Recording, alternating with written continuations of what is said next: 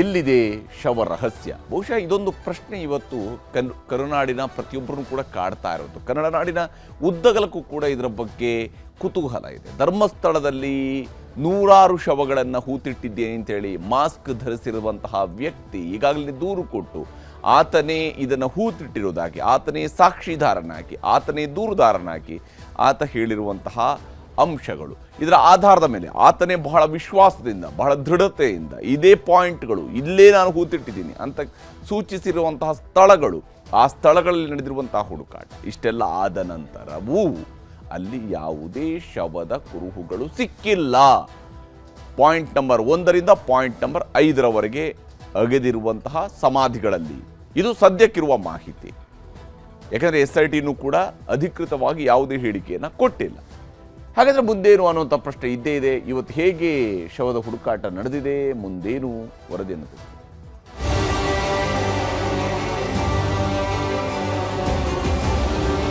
ಇವತ್ತು ಕೂಲಿ ಕಾರ್ಮಿಕರನ್ನೇ ಬಳಸಿಕೊಂಡು, ಯಾಕಂದರೆ ಯಾವುದೇ ಸಣ್ಣ ವಸ್ತು ಕೂಡ ಸಮಸ್ಯೆ ಆದರೆ ಅದು ಎವಿಡೆನ್ಸ್ಗೆ ಪ್ರಾಬ್ಲಮ್ ಆಗುತ್ತೆ ಅನ್ನೋ ನಿಟ್ಟಿನಲ್ಲಿ ಇವತ್ತು ಕೂಲಿ ಕಾರ್ಮಿಕರನ್ನು ಬಳಸಿಕೊಂಡು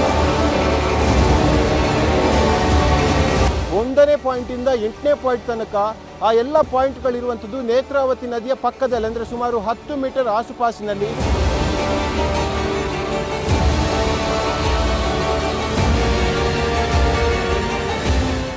ಧರ್ಮಸ್ಥಳ ಕಾಡೊಳಗಿನ ರಹಸ್ಯವನ್ನ ಬೆನ್ನತ್ತಿದೆ SIT ಟೀಮ್.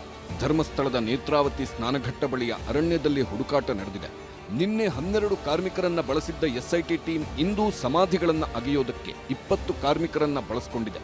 ಮೀಸಲು ಅರಣ್ಯವಾದ ಕಾರಣಕ್ಕೆ ಯಂತ್ರಗಳನ್ನ ಬಳಸದೆ ಕಾರ್ಮಿಕರನ್ನ ಬಳಸಿಕೊಂಡು ಶವಗಳಿಗಾಗಿ ಶೋಧ ನಡೆಸಲಾಗಿದೆ.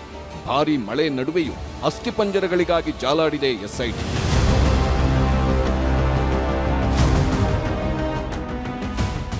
ಒಂದೆಡೆ SIT ಅವರು ಇವತ್ತು ಬೇರೆ ಪಾಯಿಂಟ್ಗಳಲ್ಲಿ ಶವಗಳಿಗಾಗಿ ಶೋಧ ನಡೆಸುತ್ತಿದ್ರೆ, ನಿನ್ನೆ ಅಗೆದಿದ್ದ ಪಾಯಿಂಟ್ನಲ್ಲೇ ಕೆಲವು ಮಹತ್ವದ ಸಾಕ್ಷಿಗಳು ಸಿಕ್ಕಿವೆ ಎಂದು ಹೇಳಲಾಗ್ತಿದೆ. ಮಾಸ್ಕ್ ಮ್ಯಾನ್ ದೂರು ನೀಡಿದ ನಂತರ ತಮ್ಮ ಮಗಳ ಸಾವಿನ ಬಗ್ಗೆಯೂ ತನಿಖೆ ನಡೆಸುವಂತೆ ದೂರು ನೀಡಿದ್ದ ಸುಜಾತಾ ಭಟ್ ಪರ ವಕೀಲ ಎನ್ ಮಂಜುನಾಥ್ ಮಾಧ್ಯಮ ಹೇಳಿಕೆ ರಿಲೀಸ್ ಮಾಡಿದ್ದಾರೆ. ಇದರಲ್ಲಿ ಮಹತ್ವದ ಕುರುಹುಗಳು ಸಿಕ್ಕಿದ್ದರ ಬಗ್ಗೆ ಉಲ್ಲೇಖ ಮಾಡಲಾಗಿದೆ. ಧರ್ಮಸ್ಥಳದ ಕಾಡೊಳಗೆ ಅಗೆದಾಗ ಪಾಯಿಂಟ್ ನಂಬರ್ 1ರಲ್ಲಿ 2 ID ಕಾರ್ಡ್ಗಳು ಪತ್ತೆಯಾಗಿವೆ. ಪಾಯಿಂಟ್ ನಂಬರ್ 1ರಲ್ಲಿ ಒಂದು ಪ್ಯಾನ್ ಕಾರ್ಡ್, ಒಂದು ATM ಕಾರ್ಡ್ ಪತ್ತೆಯಾಗಿವೆ. ಪುರುಷನ ಹೆಸರಿನ ಪ್ಯಾನ್ ಕಾರ್ಡ್, ಲಕ್ಷ್ಮಿ ಹೆಸರಿನ ಡೆಬಿಟ್ ಕಾರ್ಡ್ ಪತ್ತೆಯಾಗಿವೆ. ಹರಿದ ರೀತಿಯಲ್ಲಿರುವ ಕೆಂಪು ರವಿಕೆ ಕೂಡ ಸಿಕ್ಕಿದೆ ಎಂದು ಮಂಜುನಾಥ್ ಪತ್ರಿಕಾ ಹೇಳಿಕೆಯಲ್ಲಿ ಉಲ್ಲೇಖವಾಗಿದೆ. ಪಾಯಿಂಟ್ ನಂಬರ್ 1ರಲ್ಲಿ ಅಗೆಯುವಾಗ 2.5 ಅಡಿಯಲ್ಲಿ ಸಿಕ್ಕ ಕಾರ್ಡ್ಗಳನ್ನು SIT ಅಧಿಕಾರಿಗಳು ಪರಿಶೀಲಿಸುತ್ತಿದ್ದಾರೆ ಅಂತಾನು ಸುಜಾತಾ ಭಟ್ ಪರ ವಕೀಲ ಮಂಜುನಾಥ್ ಮಾಹಿತಿ ನೀಡಿದ್ದಾರೆ. ಆದರೆ ವಕೀಲ ಮಂಜುನಾಥ್ ನೀಡಿರುವ ಮಾಧ್ಯಮ ಹೇಳಿಕೆಯ ಬಗ್ಗೆ ಪ್ರತಿಕ್ರಿಯೆ ನೀಡಲು SIT ಮುಖ್ಯಸ್ಥ ಪ್ರಣವ್ ಮೊಹಾಂತಿ ನಿರಾಕರಿಸಿದ್ದಾರೆ. ಇದರ ನಡುವೆ ಬೆಳಿಗ್ಗೆಯಿಂದಲೇ ಕಾಡಿಗೆ ಇಳಿದಿದ್ದ SIT ಟೀಮ್ ದೂರುದಾರ ಗುರುತಿಸಿದ್ದ 2ನೇ ಪಾಯಿಂಟ್ನಲ್ಲಿ ಶೋಧ ನಡೆಸಿತು. 6 ಅಡಿ ಉದ್ದ 5 ಅಡಿ ಅಗಲ ಅಗೆದರೂ ಅಲ್ಲಿ ಶವಗಳ ಕುರುಹು ಸಿಕ್ಕಿಲ್ಲ. ಬಳಿಕ 3ನೇ ಪಾಯಿಂಟ್ನಲ್ಲಿ ಶೋಧ ನಡೆಯಿತು. ಅಲ್ಲೂ ಅಸ್ಥಿಪಂಜರವಾಗಲಿ, ಶವ ಹೂತಿದ್ದರ ಬಗ್ಗೆ ಕುರುಹಾಗಲಿ ಸಿಕ್ಕಿದ್ದರ ಬಗ್ಗೆ SIT ಮಾಹಿತಿ ನೀಡಿಲ್ಲ. ದೂರುದಾರ ಅಧಿಕಾರಿಗಳ ಸಮ್ಮುಖದಲ್ಲಿ ಉತ್ಖನನ ಕಾರ್ಯ ನಡೆದಿದೆ. ಇದೇ ವೇಳೆ 5ನೇ ಪಾಯಿಂಟ್ನಲ್ಲಿ 4 ಅಡಿ ಉದ್ದ 5 ಅಡಿ ಅಗಲ ಅಗೆದರೂ ಏನೂ ಸಿಕ್ಕಿಲ್ಲ. ಮಧ್ಯಾಹ್ನದ ಊಟ ಮಾಡಿಕೊಂಡು ಮತ್ತೆ ಕಾಡಿನೊಳಗೆ ನುಗ್ಗಿತ್ತು SIT ಟೀಮ್. ಅಷ್ಟೊತ್ತಿಗಾಗಲೇ SIT ಮುಖ್ಯಸ್ಥ ಪ್ರಣವ್ ಮೊಹಾಂತಿ ಕೂಡ ಸ್ಪಾಟ್ಗೆ ಬಂದಿದ್ದರು. ಸುರಿಯೋ ಮಳೆ ಮಧ್ಯೆಯೇ ಅಗೆಯುತ್ತಿರುವ ಸ್ಥಳಕ್ಕೆ ಹೋಗಿ ಮಾಹಿತಿ ಪಡೆದರು. ಮೊಹಾಂತಿ ಸಮ್ಮುಖದಲ್ಲೇ 4ನೇ ಪಾಯಿಂಟ್ ಅಗೆಯಲಾಯಿತು. 4ನೇ ಪಾಯಿಂಟ್ನಲ್ಲೂ ಕೂಡ ಏನೂ ಸಿಕ್ಕಿಲ್ಲ. ಕಡೆಗೆ 5ನೇ ಸ್ಪಾಟ್ನಲ್ಲೂ ಅಗೆದು ತೆಗೆಯಲಾಯಿತು. 5ನೇ ಸ್ಪಾಟ್ನಲ್ಲೂ ಯಾವುದೇ ಕಳೆಬರ ಸಿಗಲಿಲ್ಲ. ಹೀಗೆ ಬೆಳಿಗ್ಗೆಯಿಂದ ಸಂಜೆಯವರೆಗೂ ಶವಗಳಿಗಾಗಿ ಶೋಧ ನಡೆಸಿದ್ದ SIT ತಂಡ 2ನೇ ದಿನದ ಕಾರ್ಯಾಚರಣೆ ಮುಗಿಸಿ ವಾಪಸ್ಸಾಗಿದೆ. ಹೀಗೆ ಪ್ರಣವ್ ಮೊಹಾಂತಿ ಸಮ್ಮುಖದಲ್ಲೇ ತನಿಖೆ ಉತ್ಖನನ ನಡೆಯುತ್ತಿರುವಾಗಲೇ ಪ್ರಣವ್ ಮೊಹಾಂತಿ ಕೇಂದ್ರ ಸೇವೆಗೆ ಹೋಗಬೇಕಾಗಿದೆ. ಕೇಂದ್ರ ಸೇವೆಗೆ ಅರ್ಹತೆ ಪಡೆದಿರುವ DGPಗಳ ಪಟ್ಟಿಯಲ್ಲಿ ಸ್ಥಾನ ಪಡೆದಿದ್ದಾರೆ ಪ್ರಣವ್ ಮೊಹಾಂತಿ. ದೇಶಾದ್ಯಂತ 35 ಅಧಿಕಾರಿಗಳು ಆಯ್ಕೆಯಾಗಿದ್ದು, ಕರ್ನಾಟಕದಿಂದ ಮೊಹಾಂತಿ ಮಾತ್ರ ಆಯ್ಕೆಯಾಗಿದ್ದಾರೆ. ಈ ಅಧಿಕಾರಿಗಳನ್ನ CBI, NIA ಸೇರಿದಂತೆ ಕೇಂದ್ರ ಸರ್ಕಾರದ ವಿವಿಧ ತನಿಖಾ ಸಂಸ್ಥೆಗಳ ಮಹಾನಿರ್ದೇಶಕರ ಹುದ್ದೆಗೆ ನೇಮಕ ಮಾಡಿಕೊಳ್ಳಬಹುದಾಗಿದೆ. ಹೀಗಾಗಿ ಮೊಹಾಂತಿ ಕೇಂದ್ರ ಸೇವೆಗೆ ಹೋದ್ರೆ ಮುಂದೇನು ಮಾಡಬೇಕು ಎಂದು ಗೃಹ ಸಚಿವರು ಯೋಚಿಸುತ್ತಿದ್ದಾರೆ. ಅದನ್ನ ನೋಡೋಣ, ಒಂದು ವೇಳೆ ಆ ರೀತಿ ಇದ್ರೆ ಅಲ್ಲಿದ್ದುಕೊಂಡು ಇಲ್ಲಿ SIT ಮಾಡಬಹುದಾ ಅಥವಾ ಅವರನ್ನ ಬದಲಾಯಿಸಬೇಕಾ, ಅದನ್ನ ನಾವು ಚರ್ಚೆ ಮಾಡ್ತೀವಿ. ಒಂದು ವೇಳೆ ಕಾನೂನು ಚೌಕಟ್ಟಿನಲ್ಲಿ ಅಥವಾ ನಿಯಮದ ಪ್ರಕಾರ ಅವರು ಅಲ್ಲಿದ್ದರೂ ಕೂಡ ಇಲ್ಲಿ SIT ಮಾಡ್ಬೋದು ಅಂತ ಆಗೋದಾದರೆ ಕಂಟಿನ್ಯೂ ಮಾಡ್ತೇವೆ. ಇಲ್ಲ ಬದಲಾಯಿಸಬೇಕು ಅನ್ನೋದಿದ್ರೆ ಅದೇ ಹಂತದ ಅಧಿಕಾರಿ ಯಾರನ್ನಾದರೂ ಕೂಡ ನೇಮಕ ಮಾಡ್ತಾರೆ ಸರ್ಕಾರ. 3ನೇ ದಿನ ಅಂದ್ರೆ ನಾಳೆ ಮತ್ತೆ ಧರ್ಮಸ್ಥಳ ಕಾಡಿನೊಳಗೆ ಅಗೆಯೋ ಕೆಲಸ ಆಗುತ್ತೆ. ಪಾಯಿಂಟ್ ನಂಬರ್ 6ರಿಂದ 13ರವರೆಗೆ ಅಗೆಯೋ ಸಾಧ್ಯತೆಗಳಿವೆ. ಅಸ್ಥಿಪಂಜರಗಳು ಎಲ್ಲೇ ಪತ್ತೆಯಾದರೂ ಅವುಗಳನ್ನು ತಕ್ಷಣ ವೈಜ್ಞಾನಿಕ ಪರೀಕ್ಷೆಗೆ ಒಳಪಡಿಸಲಾಗುತ್ತೆ. ಸಿಕ್ಕ ಅಸ್ಥಿಪಂಜರದ ಮೂಳೆಗಳ ಸಂಗ್ರಹ ಮಾಡಲಾಗುತ್ತೆ. ಸಿಕ್ಕಿರುವ ಎಲ್ಲಾ ಮೂಳೆಗಳನ್ನ ಮಾನವನ ಆಕಾರದಲ್ಲಿ ಜೋಡಿಸಲಾಗುತ್ತೆ. ತನಿಖಾಧಿಕಾರಿ ತಹಶೀಲ್ದಾರ್ ಸಮ್ಮುಖದಲ್ಲಿ ವೈದ್ಯರಿಂದ ಪರೀಕ್ಷೆ ನಡೆಯುತ್ತೆ. ಗಂಡು ಹೆಣ್ಣು ವಯಸ್ಸು ಸಾವಿನ ಕಾರಣ ಹುಡುಕಲು DNA ಪರೀಕ್ಷೆ ಮಾಡಲಾಗುತ್ತೆ. ಅತ್ಯಾಚಾರ ಏಟಿನಿಂದ ಸಾವು ಹೀಗೆ ಇನ್ನಿತರೆ ಎಲ್ಲವೂ FSLನಿಂದ ದೃಢೀಕರಿಸುವ ಕೆಲಸ ಆಗುತ್ತೆ. ಮೈಮೇಲಿನ ಒಡವೆಗಳು ತುಕ್ಕು ಹಿಡಿದಿದ್ದರೂ ಕೂಡ ಪರೀಕ್ಷೆಯಿಂದ ಪತ್ತೆ ಹಚ್ಚಬಹುದು. DNA ಟೆಸ್ಟ್ ಮೂಲಕ ಸಂಬಂಧಿಕರ ಪತ್ತೆ ಹಚ್ಚುವ ಕಾರ್ಯ ನಡೆಯಲಿದೆ. ಕಾಡೊಳಗಿನ ರಹಸ್ಯ ಭೇದಿಸುತ್ತಿರುವ SIT ಟೀಮ್ಗೆ ಮುಂದಿನ ದಿನಗಳಲ್ಲಿ ಭಾರೀ ಸವಾಲುಗಳೇ ಇವೆ. ಯಾಕಂದ್ರೆ ದೂರುದಾರ ತೋರಿಸಿದ ಸ್ಪಾಟ್ಗಳಲ್ಲಿ ಯಾವುದೇ ಅಸ್ಥಿಪಂಜರ ಪತ್ತೆಯಾಗಿಲ್ಲ ಅಂತಾದ್ರೆ ಆಗ SIT ತಂಡ ಮುಂದಿನ ಕಾರ್ಯಾಚರಣೆಯ ಬಗ್ಗೆಯೂ ಪರಿಶೀಲಿಸಬೇಕಾಗುತ್ತದೆ. ದೂರುದಾರ 13 ಕಡೆ ಗುರುತಿಸಿರುವ ಕಾರಣಕ್ಕೆ ಎಲ್ಲಾ ಕಡೆ ಹುಡುಕಬೇಕಿದೆ. ಯಾವುದಾದರೂ ಒಂದು ಕಡೆ ಸಿಕ್ಕರೂ ಕೇಸ್ ಮಹತ್ವ ಪಡೆದುಕೊಳ್ಳುತ್ತೆ. ಯಾವುದರಲ್ಲೂ ಏನೂ ಸಿಕ್ಕಿಲ್ಲ ಅನ್ನೋದಾದ್ರೆ ದೂರುದಾರನ ಪರೀಕ್ಷೆ ಮಾಡಬೇಕಾಗುತ್ತದೆ. ಮಂಪರು ಪರೀಕ್ಷೆ ಮೂಲಕ ದೂರಿನ ಸತ್ಯಾಸತ್ಯತೆ ಬಗ್ಗೆಯೇ ಪರಿಶೀಲನೆ ಮಾಡಬೇಕಾಗಿದೆ. ಈಗಾಗಲೇ ದೂರುದಾರ ಸೂಚಿಸಿರುವ ಪ್ರದೇಶಗಳಲ್ಲಿ ಭಾರೀ ಮಳೆಯನ್ನು ಲೆಕ್ಕಿಸದೆ ಶವಗಳ ಪತ್ತೆಗಾಗಿ ಭೂಮಿ ಅಗೆಯುವ ಕೆಲಸ ನಡೆಯುತ್ತಿದೆ. ಅಲ್ಲಿ ನಿಜಕ್ಕೂ ಶವಗಳನ್ನ ಹೂತಿಡಲಾಗಿದೆಯೇ ಎಂದು ಹುಡುಕಲಾಗುತ್ತಿದೆ. ಕಾರ್ಮಿಕರು ಒಂದಾದರ ಮೇಲೊಂದರಂತೆ ಶವಗಳನ್ನ ಹೂತಿಟ್ಟಿರುವುದಾಗಿ ಗುರುತಿಸಿದ ಪ್ರದೇಶದಲ್ಲಿ ಅಗೆಯುವ ಕೆಲಸದಲ್ಲಿ ನಿರತರಾಗಿದ್ದಾರೆ. ಇದರ ನಡುವೆ SIT ತಂಡಕ್ಕೆ ಸಮಾಧಿಯ ನಿಖರತೆ ಬಗ್ಗೆಯೂ ಅನುಮಾನ ಕಾಡುವುದಕ್ಕೆ ಶುರುವಾಗಿದೆ. ಭಾರೀ ಮಳೆ ಬಿದ್ದಿರುವ ಕಾರಣಕ್ಕೆ ಮಣ್ಣು ಸವೆತ ಆಗಿರಬಹುದು. ಮಣ್ಣು ಜಾರಿದ್ದ ಕಾರಣಕ್ಕೆ ನೆಲದ ಮೇಲ್ಮೈ ಬದಲಾಗಿರಬಹುದು. ಭೂಕುಸಿತ ಅಥವಾ ಮಣ್ಣಿನ ಸವಕಳಿಯಿಂದ ಹೂತಿಟ್ಟಿರುವ ಸ್ಥಳದಲ್ಲಿ ಬದಲಾವಣೆಗಳು ಆಗಿರುವ ಸಾಧ್ಯತೆ ಇದ್ದೇ ಇದೆ.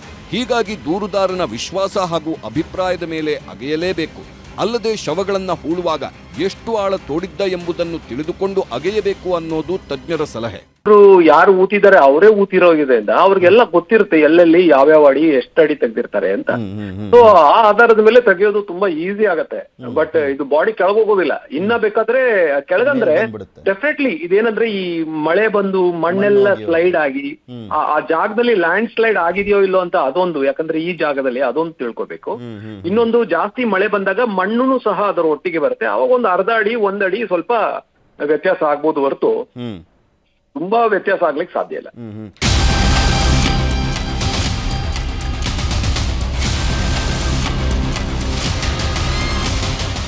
ಕಾರ್ಮಿಕರ ಮೂಲಕ ಗುಂಡಿ ಅಗೆದಾಗ ಯಾವೊಂದು ಸಾಕ್ಷ್ಯಗಳು ಸಿಗದಿದ್ದರೂ ಕೂಡ ಅತ್ಯಾಧುನಿಕ ತಂತ್ರಜ್ಞಾನ ಬಳಸಿ ಕಳೇಬರ ಪತ್ತೆ ಹಚ್ಚಬಹುದಾದ ಅವಕಾಶಗಳೂ ಇವೆ.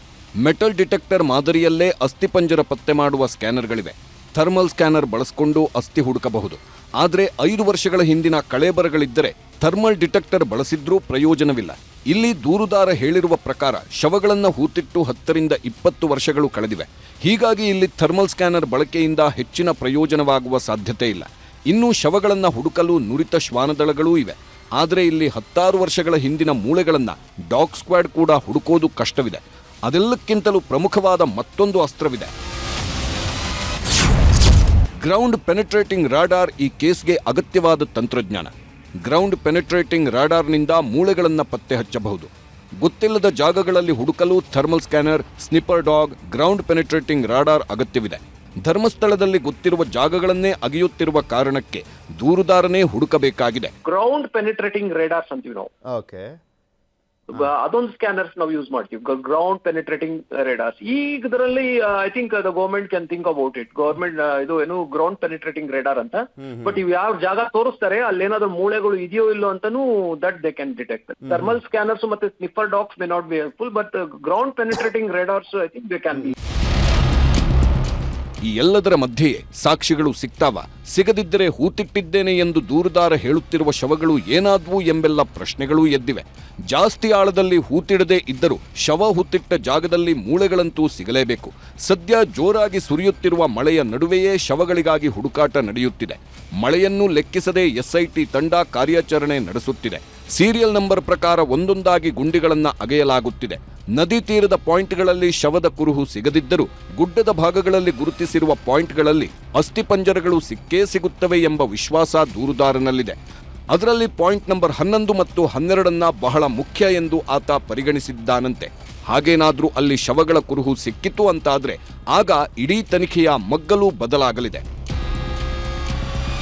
ಕಿಶನ್ ಶೆಟ್ಟಿ ಮತ್ತು ಗಂಗಾಧರ್ ವಾಗಟ, ನ್ಯೂಸ್ 18 ಧರ್ಮಸ್ಥಳ.